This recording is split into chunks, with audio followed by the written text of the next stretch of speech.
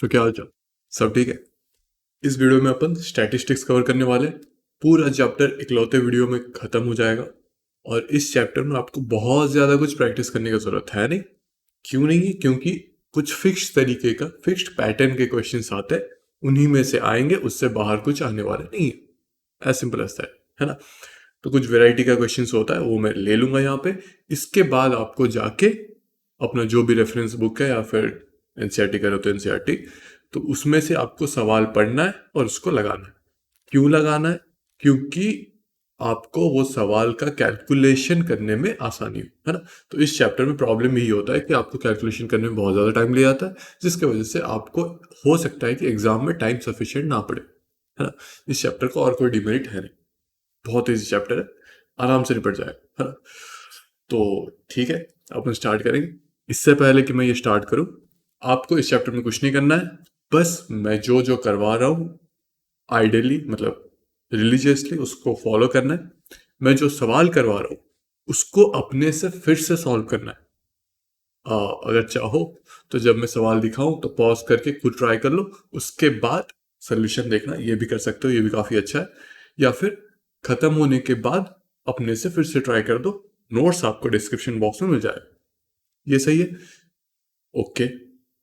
अब अगर आप ट्राई नहीं करोगे, आप क्योंकि देख के तो आपको समझ में आ जाने वाला है, पक्का है, क्योंकि इस चैप्टर में कुछ है सच रॉकेट साइंस। पर अपने आप को ये धोखा मत देना कि एक बार आप वीडियो देख लोगे आपका हो गया, नहीं, आपको सॉल्व करना पड़ेगा। क्यों? क्योंकि अगर आप नहीं करोगे तो पक्का है कि 2 घंटे, 3 घंटे, 10 घंटे, 24 घंटे के बाद तो कंफर्म भूल जाओ, फिर से वापस आओगे, फिर ये वीडियो देखोगे। तो वैसे देखा जाए तो अगर आप सॉल्व पेन पेपर लेके नहीं कर रहे हो तो उसमें मेरा ही फायदा है ना। पर ठीक है, आपको बताना चाहिए तो मैंने बता दिया, मर्जी आपकी है। तो स्टार्ट करते हैं स्टैटिस्टिक्स बिना बकवास किए। ओके।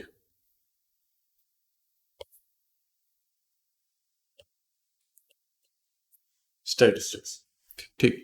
तो इसमें टोटल आपको 5 फॉर्मूले याद रखने हैं, है ना।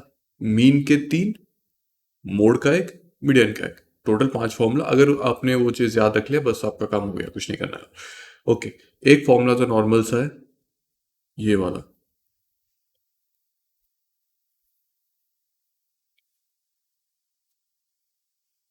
ये मीन निकालने वाला, इसको अपन डायरेक्ट मेथड ही बोलते हैं, है ना। ये फॉर्मूला जहाँ पे लगता है, तो या फिर अब देखो, आप इस फॉर्मूले से भी निकालो, आंसर वही आएगा। इससे निकालो, आंसर तब भी वही आएगा। या फिर इससे निकालो, तब भी वही आने वाला, क्योंकि मीन निकाल रहे हो मतलब इनडायरेक्टली आप एवरेज निकाल रहे हो। तरीका करने का अलग अलग हो सकता है, आंसर सेम आने वाला है ना। तो ये जो मेथड है पहला वाला, इसको अपन डायरेक्ट मेथड बोलते हैं। ये दूसरा वाला जो है, इसको अपन एज्यूम्ड मीन मेथड बोलते हैं। और ये जो तीसरा वाला है, उसको अपन स्टेप डेविएशन मेथड बोलते हैं, है ना। अब 3 मेथड जरूरत ही क्यों पड़ा, पहले मेथड में ही कर लेते। अब प्रॉब्लम ये है कि कभी कभी होता है कि डेटा बहुत ज्यादा बड़ा होता है, न्यूमेरिकल या क्वांटिटी वाइज बहुत ज्यादा बड़ा होता है। तो इतने बड़े डेटा को इस डायरेक्ट मेथड से सॉल्व करना हमेशा इजी नहीं पड़ता। तो अपन उस डेटा को थोड़ा सा रिड्यूस करके कन्वीनियंट सा कैलकुलेशन आ जाए, उसके लिए अपन एज्यूम्ड मीन मेथड लगाते हैं। और आइडिया वही है कि अगर एज्यूम्ड मीन मेथड में भी थोड़ा सा लंबा या फिर बड़ा वैल्यूज आ गया तो अपन स्टेप डेविएशन मेथड लगाएंगे। ठीक है, समझ में आया? बस आइडिया ये कि आपको कैलकुलेशन छोटा करने के लिए 3 मेथड दे रखा है, जिसमें भी आपको इजी पड़े आपको उसमें करना है। ऐसा नहीं है, क्योंकि एग्जाम में आपको बोला होगा कि आप स्टेप डेविएशन मेथड से जाओ या फिर पहला वाला मेथड जो डायरेक्ट मेथड है उससे जाओ, या फिर एज्यूम्ड मीन मेथड से जाओ। ये आपको एग्जाम में स्पेसिफाई कर रखा होगा। कभी कभी नहीं करता है, जब नहीं करता है तो आप कुछ भी कर लो, कोई दिक्कत नहीं है ना। अगर किया है स्पेसिफाई तो उसी मेथड से ही जाना पड़ेगा। ठीक। ओके। तो पहला मेथड जो है उसको ऐसे बोलेंगे अपन, summation of F I into X I. अब यहाँ पे एफ आई जो होता है वो फ्रीक्वेंसी होता है, और जो एक्स आई होता है ना, वो क्लास साइज होता है। एग्जाम्पल के थ्रू समझेंगे, कोई दिक्कत नहीं है। एक काम करता हूँ, मैं इसको पूरा को कॉपी कर लेता हूँ ताकि आपको रेफर करने में इजी पड़े। क्या पड़े? इजी पड़े, है ना। ओके।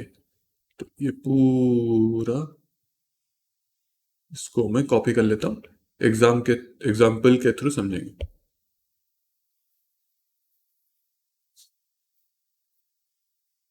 हम्म, मान लो ये वाला एग्जाम्पल करना है पहला।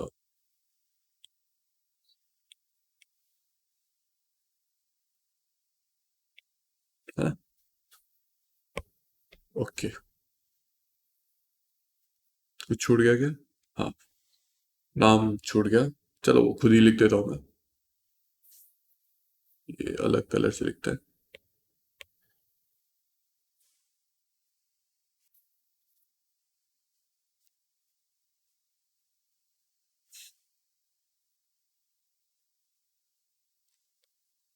डी आई जो होता है वो एक्स आई माइनस ए होता है। बताऊंगा सब कि होता क्या है ये। और जो यू आई होता है वो डी आई अपॉन एच होता है ना? इसको अपन डायरेक्ट मेथड बोलते हैं, इसको अपन एज्यूम मीन मेथड बोलते हैं, इसको अपन स्टेप डेविएशन मेथड बोलते हैं। ओके। तो पहला सवाल ट्राई करते हैं। Marks obtained by 30 students. ठीक है। Do certain school. अच्छा, इसको अपन ना ऐसे कॉलम वाइज लिख लेते हैं, इजी पड़ेगा अपने को सॉल्व करने में। तो 30 बच्चे, 10 बच्चों ने, नहीं सॉरी, 10 मार्क्स एक बच्चे ने रखा था। 20 मार्क्स भी एक ही बच्चे ने रखा था। 36 मार्क्स तीन बच्चों ने रखा था। 40 मार्क्स चार बच्चों ने रखा था। 50 दो बच्चों ने, सॉरी तीन बच्चों ने। 56 दो 60 चार 70 चार। इसको जगह तो बस भी नहीं होने वाला। चलो ठीक है, कोई नहीं, छोटा कर लेते हैं।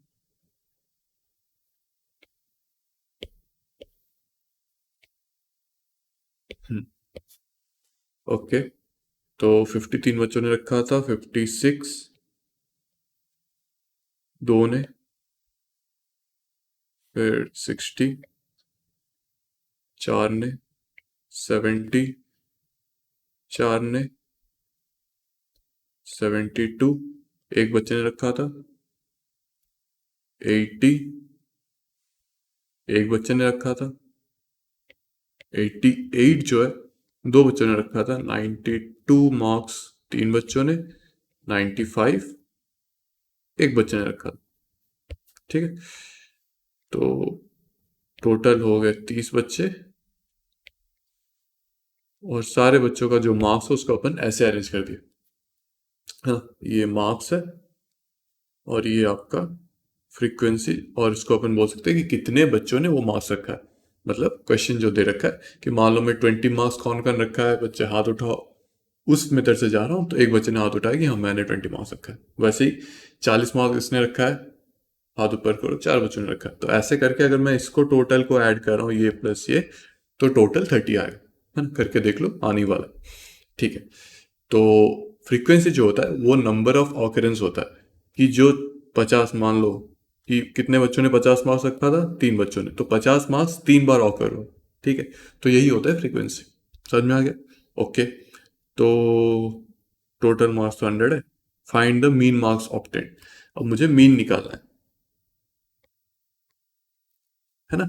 तो मीन का डायरेक्ट मेथड क्या है कि summation of F I X I bye summation of F आई। ठीक है। ओके। तो फॉर्मूला तो लिखा हुआ है, फिर से क्यों लिखूं? ये हो गया। अब अपन डायरेक्ट कैलकुलेशन पार्ट में जाते हैं कि एक्स आई क्या होता है। एक्स आई जो है, एफ आई जो है पहले देख लेते हैं। एफ आई ये फ्रीक्वेंसी है। मान लो मैं अगर थर्ड वाला ऑब्जर्वेशन देख रहा हूँ उसका फ्रीक्वेंसी 3 है। फिफ्थ वाला देख रहा हूँ तो इसका फ्रीक्वेंसी 3 है। Six, sorry, third fourth fifth six seventh वाला अगर देख रहा हूँ तो इसका फ्रीक्वेंसी 4 है ना?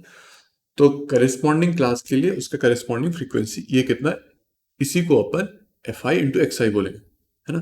तो अगर मैं एक कॉलम बना रहा हूँ जिसमें कि एफ आई इंटू एक्स आई लिख रहा हूँ, तो मुझे कुछ नहीं करना है। क्लास साइज, मतलब जो कि मैं ये वाला बोल रहा हूँ, इंटू उसका करेस्पॉन्डिंग फ्रीक्वेंसी। तो 10 इंटू वन 10, 21 20, 36 3। कितना होता है?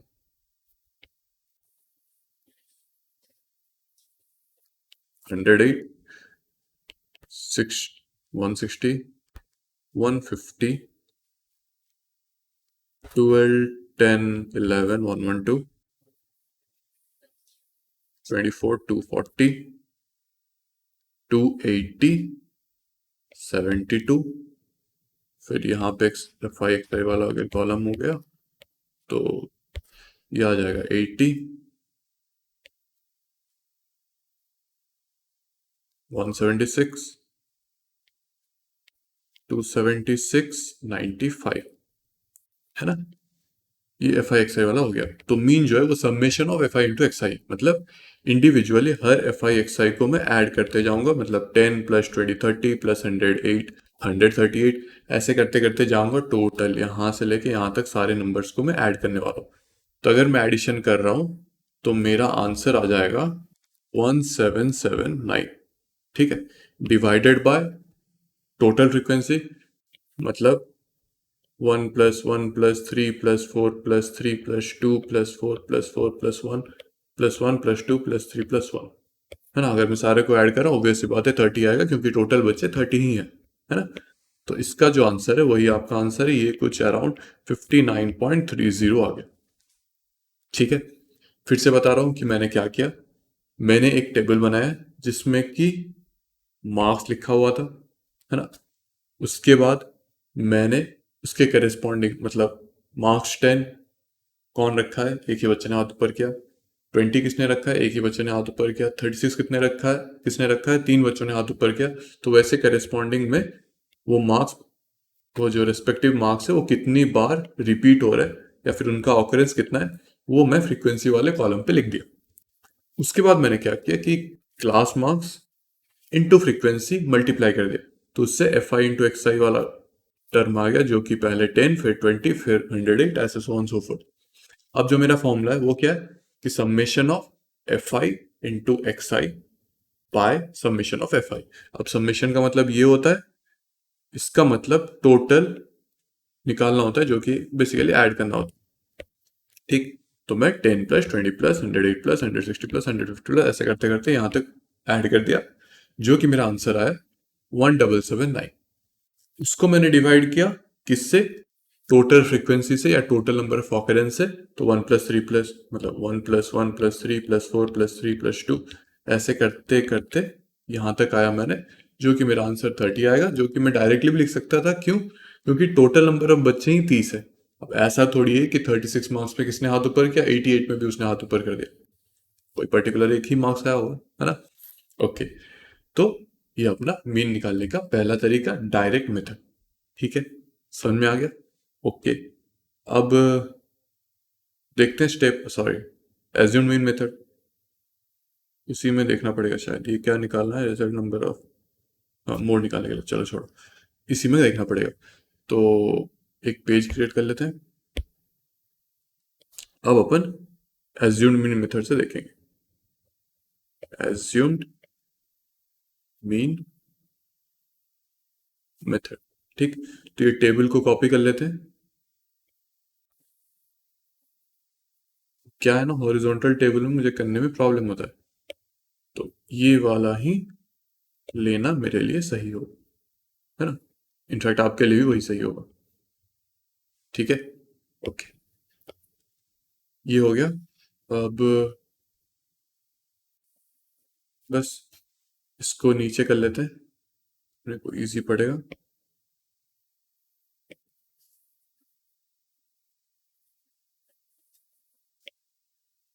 ठीक है, ये मार्क्स वाला कॉलम है,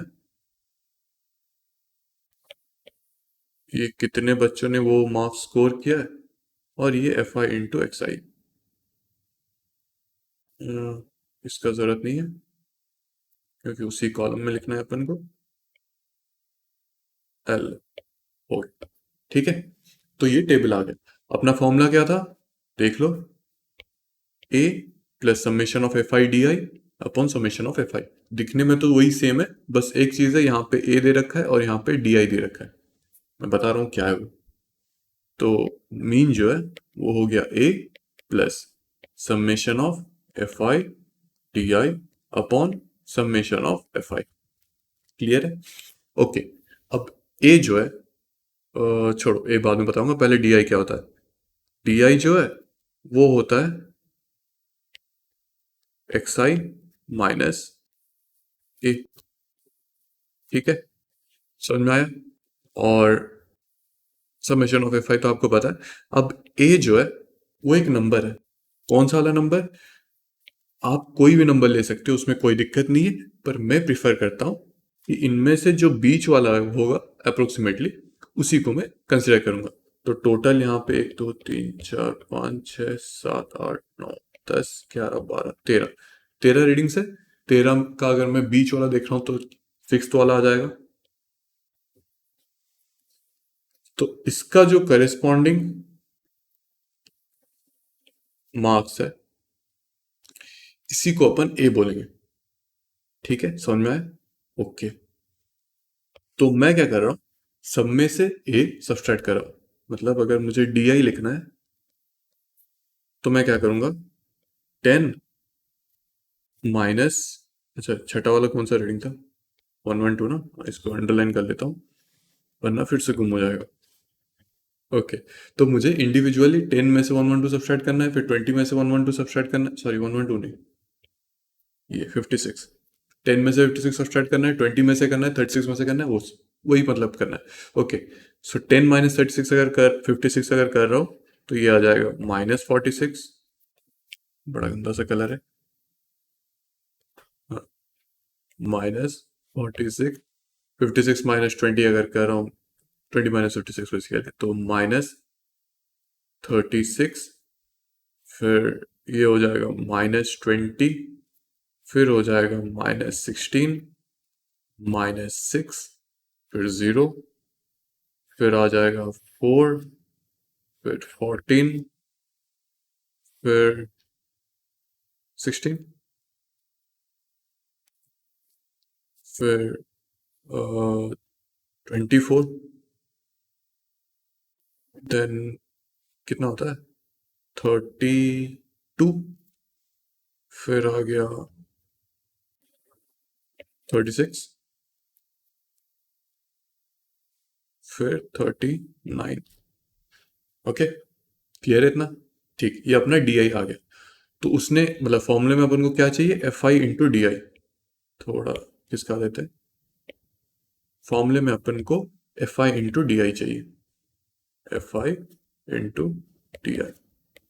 ठीक, तो मल्टीप्लाई करना पड़ेगा, क्या क्या, फ्रीक्वेंसी और डी, मतलब इसको और इसको मल्टीप्लाई करना पड़ेगा। कर लेते हैं मल्टीप्लाई। तो 1 into -46, -4, -46, 1 into -36, 3 into -20, -60, 4 into -16,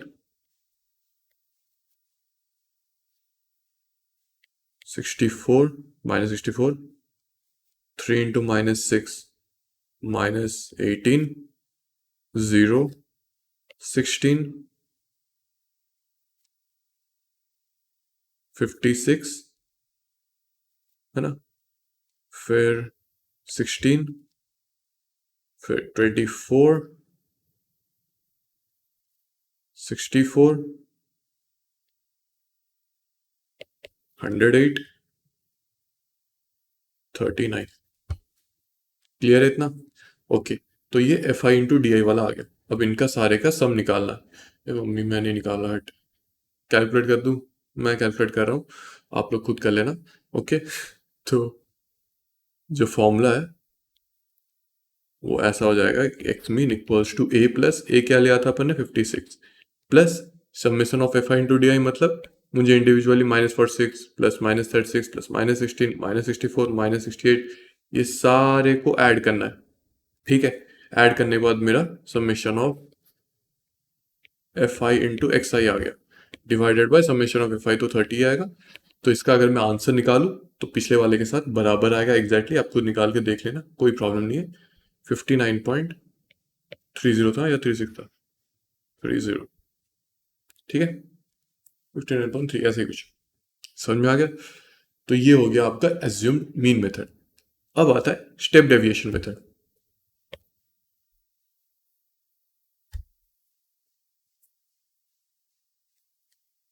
step deviation method. अब स्टेप डेविएशन मेथड में क्या चेंज है कि जो फॉर्मूला है उसमें डी के जगह यू आ गया और इंटू एच आ गया। अब यू क्या है, डी अपॉन एच है ना। तो डी वाला कॉलम तो अपन ने निकाल लिया है, तो पहले फॉर्मूला लिख लेते हैं। जो मीन आ गया वो हो गया A plus F I you आई का summation upon summation of F I into H. ठीक है, एच यहाँ पे क्या है कि क्लास साइज है। ठीक, ओके। तो यहाँ पे फिक्स्ड साइज का क्लास है क्या? नहीं, एक इंटरवल में होना चाहिए था पर नहीं। ठीक है, तो इसमें स्टेप डेविएशन मेथड लगाने की कोई ज़रूरत नहीं है।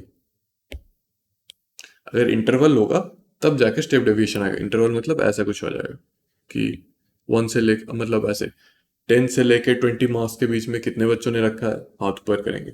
ठीक है, तो 20 से 30 के बीच में कितना ने रखा है, हाथ ऊपर करेंगे। तो अगर वो इंटरवल वाला सीन आ गया तब स्टेप डेविएशन मेथड लगेगा, वरना नहीं, जरूरत नहीं है ना। समझ में आ गया? ओके, अब अपन सीखेंगे मोड कैसे निकालते हैं। ठीक, तो स्टार्ट करते हैं। A survey conducted of 20 households in a locality by a group of students resulted in following frequency table for the number of, जो भी है ये मोड का क्वेश्चन है। क्यों? क्योंकि उसमें मोड पूछ रखा है। ओके, तो मोड का क्वेश्चन है तो मोड का फॉर्मूला लगेगा। पहले मोड का फॉर्मूला इंपोर्ट कर लेते हैं। ठीक, कर लेते हैं भाई। ये सारा नोट्स आपको मिल जाएगा, आप टेंशन बिल्कुल मत लेना, आप बस समझने में फोकस करो, है ना। तो इस फॉर्मूले में अपन को सबका जरूरत होगा। ठीक,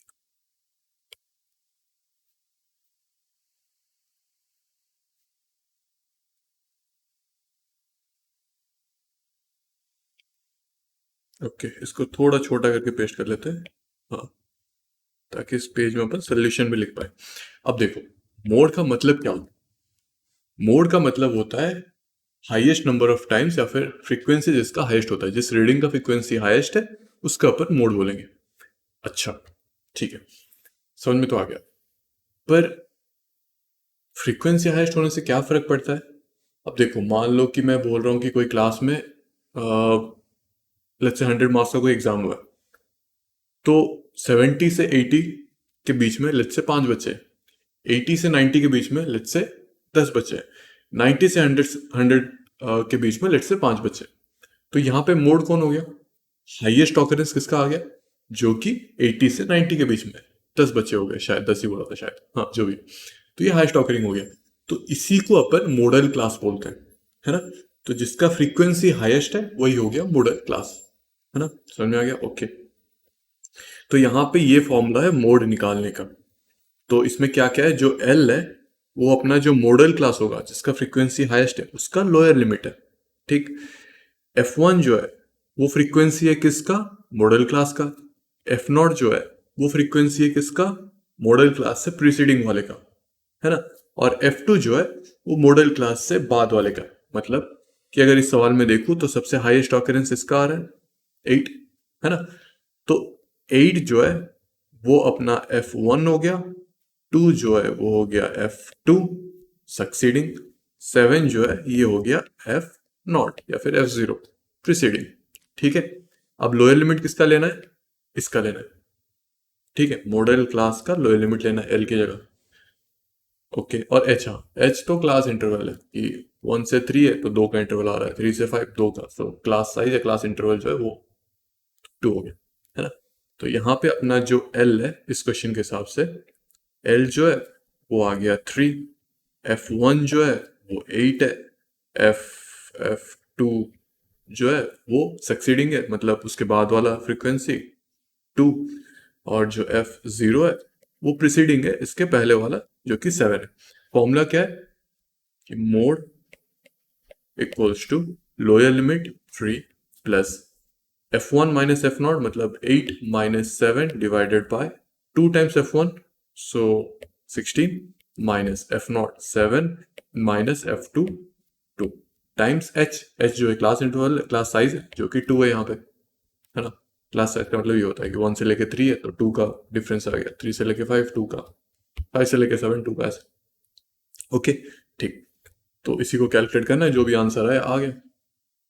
समझ में आ गया? ओके, बस ये तो आप निकाल ही लोगे, कोई प्रॉब्लम नहीं। तो मोड निकालना बहुत ईजी है, यही करना है। ठीक, हाई फ्रीक्वेंसी वाला क्लास आइडेंटिफाई करना है, उसका जो करस्पॉन्डिंग फ्रीक्वेंसी है वो F1 है, उसके पहले वाला हो गया F0, उसके बाद वाला हो गया F2, और जो मॉडल क्लास है उसका जो इंटरवल है, उसका जो लोअर वाला साइड है वो हो गया लोअर लिमिट, और एज जो है वो क्लास का साइज है। इजी है ना? ओके, अब देखते हैं अपन मीडियन। मीडियन, हाँ मीडियन ही निकालो, ठीक है। अब मीडियन वाला एक सवाल करते हैं। अभी अभी मीडियन जानने से पहले आपको क्यूमुलेटिव फ्रीक्वेंसी जानना जरूरी है ना? अब क्यूमुलेटिव फ्रीक्वेंसी क्या होता है? मान लो मैं कुछ ऐसे बोल रहा हूँ कि मैंने पूछा बच्चों को, कि क्लास में किसी बच्चों को, कि किनका 70 से नीचे आया, तो लेट्स से 12, मान लो 10 बच्चों ने हाथ खड़ा किया। ओके, मैंने बोला अब छोड़ो, अब 80 से नीचे लाने वाले बच्चे कितने हैं? मान लो टोटल 15 बच्चों ने हाथ खड़ा किया, मान लो। अब लेट्स से मैं बोल रहा हूँ कि 90 के नीचे कितने बच्चे हैं? लेट्स से 23 बच्चों ने हाथ खड़ा किया। ओके, अब अगर मैं बोल रहा हूँ 70 के नीचे, है ना, तो 10 बच्चों ने हाथ खड़ा किया, तो उसमें 65 आ सकता है, 50 आ सकता है, 20 आ सकता है, कुछ ज़्यादा ही गधे हैं तो 290 भी आ सकता है। ओके, 80 से नीचे अगर मैं बोल रहा हूँ, 80 से नीचे 82 आ सकता है, सॉरी सॉरी 72 आ सकता है, 75 आ सकता है, 65 आ सकता है, 1 2 3 भी आ सकता है। तो मतलब अगर मैं 80 के नीचे बोल रहा हूँ, तो यहाँ पे 70 के नीचे वाला भी इंक्लूड हो जा रहा है।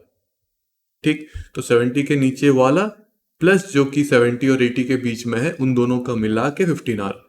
तो मतलब अगर मैं बोलूं कि 70 से 80 के बीच में कितने बच्चों का है, तो आप धड़ाक से बोलोगे कि जो 10 बच्चे 70 से नीचे उनको हटा दो, बाकी जितने बच्चे वो, बाकी जितने बच्चे बचे वो 10, मतलब 80 और 70 के बीच में, तो 5 बच्चे बच गए। अब अगर 90 से नीचे बोला हूँ तो आइडिया वही है कि 90 से नीचे 65 भी आता है, 20 भी आता है, 72 भी आता है, 85 भी आता है ना? तो 80 से 90 के बीच में कितने आ गए? जितने बच्चे 80 से नीचे थे उनको हटा दो, तो 80 से 90 के बीच में आ जाएंगे। तो 15 बच्चे 80 से नीचे थे, उनको हटा देने से ये आ गया 8, 8 बच्चे 80 से 90 के बीच में है। क्लियर है? पक्का क्लियर है? ओके, तो यहाँ पे ये जो दे रखा है ना, ये फ्रीक्वेंसीज है, पर ये क्यूमुलेटिव फ्रीक्वेंसीज है। अगर मैं आइडियली खाली फ्रीक्वेंसी लिखना है तो मैं कुछ ऐसे लिख सकता हूँ कि बिलो 70, ये आ गया 10, 70 से लेके 80 के बीच में ये आ गया 5, 80 से लेके 90 के बीच में आ गया 8। ये नॉर्मल फ्रीक्वेंसीज है। क्यूमुलेटिव फ्रीक्वेंसी अगर लिख रहा हूँ तो मैं 10 का तो 10 ही रहेगा, 70 से नीचे 10 ही है। अब 80 से नीचे कौन कौन है? वो 10 + 5 15। 90 से नीचे कौन कौन है? 10 + 5 + 8, ये आ गया 23। ओके, साफ साफ समझ में आ गया है ना? ओके, यही होता है क्यूमुलेटिव फ्रीक्वेंसी। ओके, अब अपन को मीडियन निकालना है। तो मीडियन निकालना है तो मीडियन का फॉर्मूला चाहिए। किधर है मीडियन का फॉर्मूला? आ जाओ भाई। हाँ, ये वाला। तो पूरे को ही कॉपी कर लेते हैं।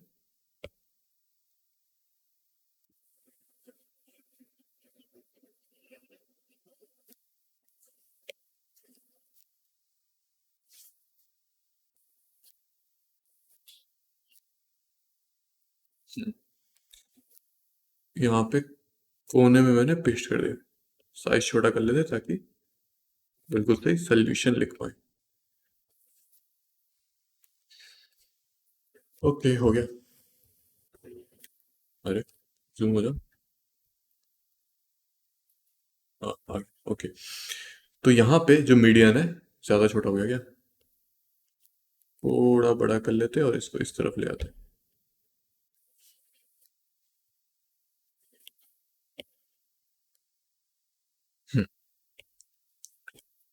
ओके, तो यहाँ पे जो क्यूमुलेटिव फ्रीक्वेंसी है,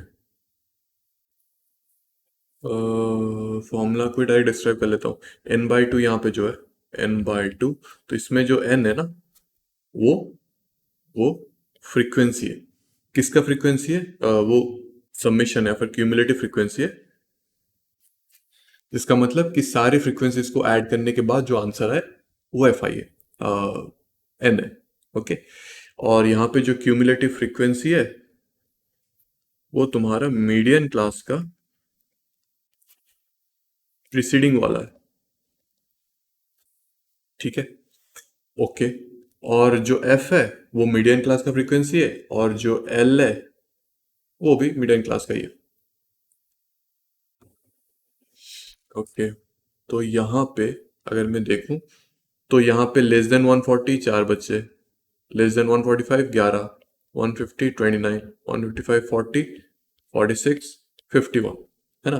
तो अगर मैं ऐसे बोल दूं कि कलर अलग से लिख लेते हैं कि 140 से लेके 145 इसके बीच में कितने, तो जो चार 140 से नीचे उसको मुझे हटाना पड़ेगा। ओके, तो अगर हटा दिया तो वो आ गया 5, सॉरी 11 - 4 कितना होता है? 9 7 होता है। नेक्स्ट, फिर अगर मैं 150 से, सॉरी 145 से 150 जा रहा हूँ, है ना? ये समझ में आ रहा है ना क्या कर रहा हूँ? कि लेस देन 140 4 बच्चे हैं, लेस देन 145 11 बच्चे हैं। अब लेस देन 145 में लेस देन 140 भी तो आ रहा है, तो इसको सब्सट्रैक्ट करना पड़ेगा मुझे फ्रीक्वेंसी जानने के लिए कि कितने प्योरली 145 से 150 के बीच में लाई कर रहे हैं। ठीक है, ओके। तो 150 से लेके 1 कितना 55, फिर 155 से लेके 160, फिर 160 से लेके 165, है ना? तो 145 से 150 के बीच में 29 बच्चे हो रहे हैं, तो 29 - 11 करना पड़ेगा, जो कि आ जाएगा 18।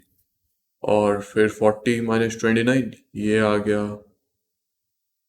कितना 11, फिर 46 - 6, फिर ये 5। ठीक है, ये प्योर फ्रीक्वेंसीज आ गए। ओके, अब यहाँ पे क्यूमुलेटिव फ्रीक्वेंसी क्या है? 51 है ना? तो फॉर्मूले के हिसाब से cumulative frequency is a class just greater than n/2।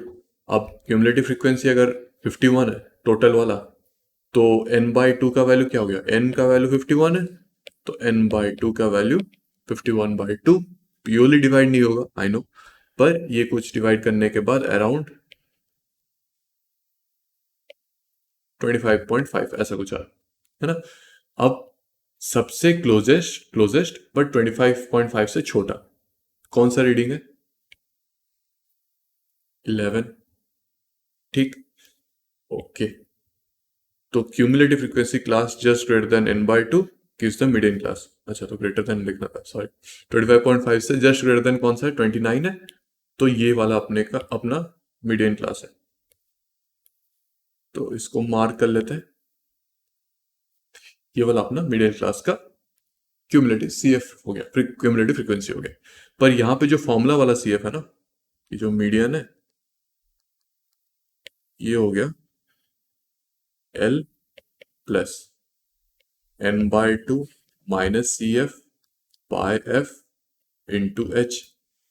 तो L जो है वो लोअर लिमिट है किसका? मीडियन क्लास का। तो यहाँ पे वैल्यू लोअर लिमिट का 145 है ना? H जो है वो तो क्लास साइज है 5 जो दे रखा है।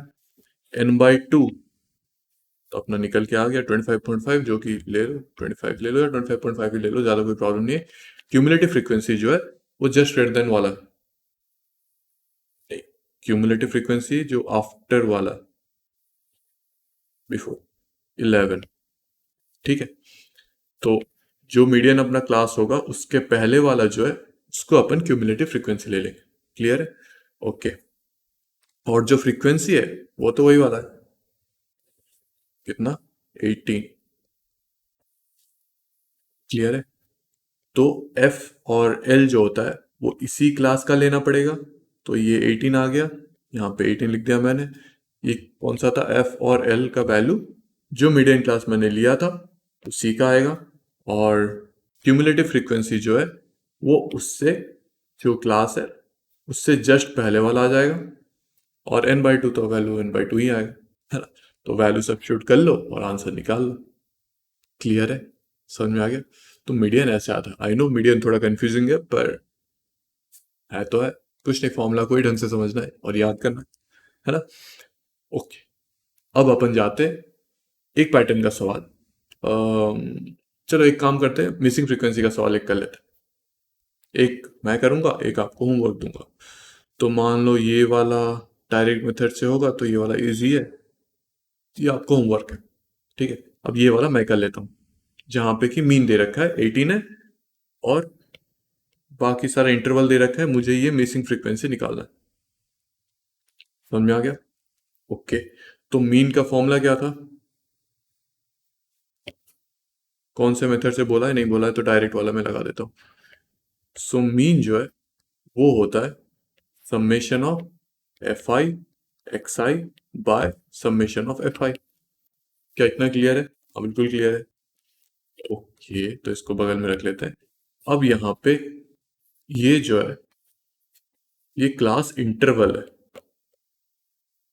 है ना, और ये जो है वो फ्रीक्वेंसी है। पर अपन को एक्स आई का मतलब क्लास का साइज चाहिए, तो कैसे निकाले? बहुत इजी है, मतलब कुछ ज़्यादा इजी है। ये इंफॉर्मेशन को नीचे कर लेते हैं। तो अपन क्या करेंगे, अगर अपन को एक्स आई चाहिए होता है तो अपन क्लास इंटरवल का एवरेज ले लेते हैं, मतलब 11 + 13/2, है ना। वैसे ही 13 + 15/2, तो 11 + 13/2 का वैल्यू कितना होता है? 24/2, 12। 13 + 15 कितना आएगा? आई नो आपको मेथड समझ में आ गया, 28/2 होगा, तो 14 आ गया, तो बीच वाला नंबर ही लिखना है। तो ये आ जाएगा 16, इसका आ गया 18, 20, 22, 24। 7 के लिए ये, 6 के लिए ये, 16। ठीक है, एक्स आई आ गया। ओके, तो ठीक है, अपने को मीन का वैल्यू पहले ही दे रखा है, विच इज 18, मतलब this is equals to 18, which is equals to summation of F I into X I. तो F I into X I पहले निकालेंगे तभी तो सम करेंगे। अब F I into X I क्या हो जाएगा? 7 × 12, 6 × 14, 9 × 16, 13 × 18, 20 × 5 × 22, 4 × 24। ठीक है, ये सबको आपको ऐड करना है।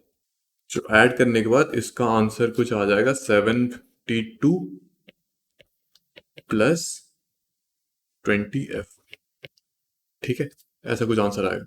ओके, तो यहाँ पे मैं ऐसे लिख दूंगा 752 + 20f divided by summation of F I. तो मतलब फ्रीक्वेंसीज को ऐड करना है। तो 7 + 6 होता है 13, + 9 22, + 13 35, + 5 40, + 4 44, + f 44, सॉरी 44 + f। ठीक है, तो 18 = 752 + 20f डिवाइडेड बाय 44 + f। तो ये एक लीनियर इक्वेशन हो गया। अगर और थोड़ा सिंप्लीफाई करके लिखना है तो मैं ऐसे लिख दूंगा 18 होल 44 + f = 752 + 20f। ठीक है, अब यहां से आपको f निकालना है, खुद निकाल लेना, कोई भी दिक्कत नहीं होने वाली, है ना। ये ऐसा कर लेना, और ये वाला आपका होमवर्क है। एग्जैक्टली प्रोसेस सेम, आप स्टेप डेविएशन लगा लो, उसको क्या बोलता है फिर, एज्यूमिंग मेथड लगा लो या डायरेक्ट मेथड लगा लो, कोई प्रॉब्लम नहीं, मुझे कोई इशू नहीं, है ना। सो आज के लिए इतना ही, बस स्टैटिस्टिक्स पूरा निपट गया। मैं कुछ सवालों को लेके एक और वीडियो बनाऊंगा एक्स्ट्रा प्रैक्टिस के लिए, पर मोर और लेस आप जाके एनसीईआरटी सॉल्व कर लो, आर डी शर्मा या आर एस अग्रवाल कुछ भी कर रहे हो रेफरेंस बुक वो कर लो, आपका काम हो गया, निपट गया, कॉन्सेप्चुअली आपका सब कुछ कवर हो चुका है। ठीक है, मैं कुछ सवाल लूंगा, अच्छे अच्छे सवाल जो कि थोड़ा आड़ा टेढ़ा होगा, एक्सेप्शन टाइप्स, वो ले लूंगा मैं दूसरे वीडियो में। ठीक है, तो बस आज के लिए इतना ही, मिलते हैं अगले लेक्चर में, तब तक के लिए have a good day, see you.